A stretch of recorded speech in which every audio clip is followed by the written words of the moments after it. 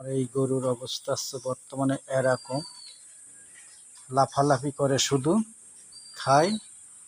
আর এই যে অবস্থা আমার এই ছোট্ট একটি খামার, এই যে দুটি গরু, আর এই যে শুয়ে শুয়ে রয়েছে এই যে চারি, এই যে ছোট্ট একটা গরিবের খামার। এই যে আমার এই ভিডিওটা আমি দিয়ে দিচ্ছি।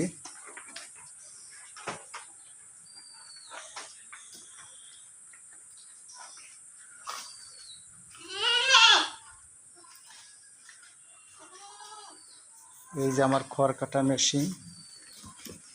আবার এই জায়গায় কিছু ছাগলও আছে, এই যে ছাগলগুলো শুয়ে আছে। এই যে কেমন হয়েছে সবাই এটা জানান। এই যে সুন্দর একেবারে নতুন করে সেট করা গরুর, এটা হচ্ছে আমার স্বপ্নের খামার।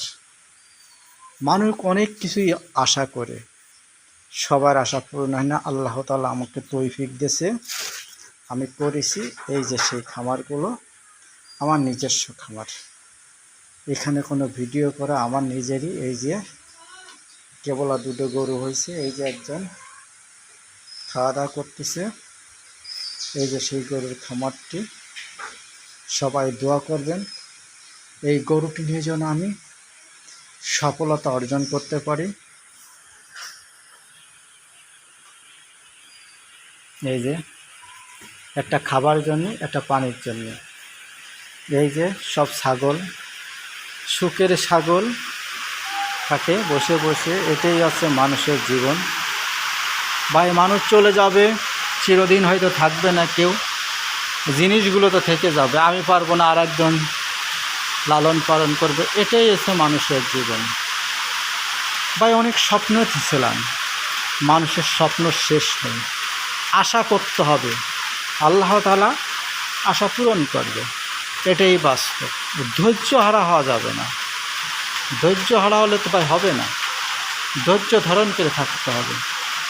আমার আজ দুটো গরু আছে, আর আল্লাহর রহমতে আবার আস্তে আস্তে অনেক গরু হয়ে যাবে।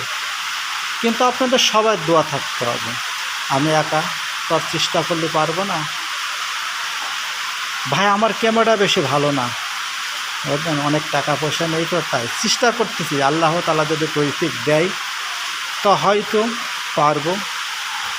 আমার ভিডিওগুলো যারা যারা দেখেন তারা সবাই দোয়া করবেন, আমি যেন আস্তে আস্তে এগোতে পারি। একবারে এগোতে পারবো না ভাই, আমার তো পৃথিবীতে কেউ নেই হেল্প করার মতন, আমি একা, বুঝলেন। তাই সবাই দোয়া করবেন। সবাইকে অসংখ্য ধন্যবাদ।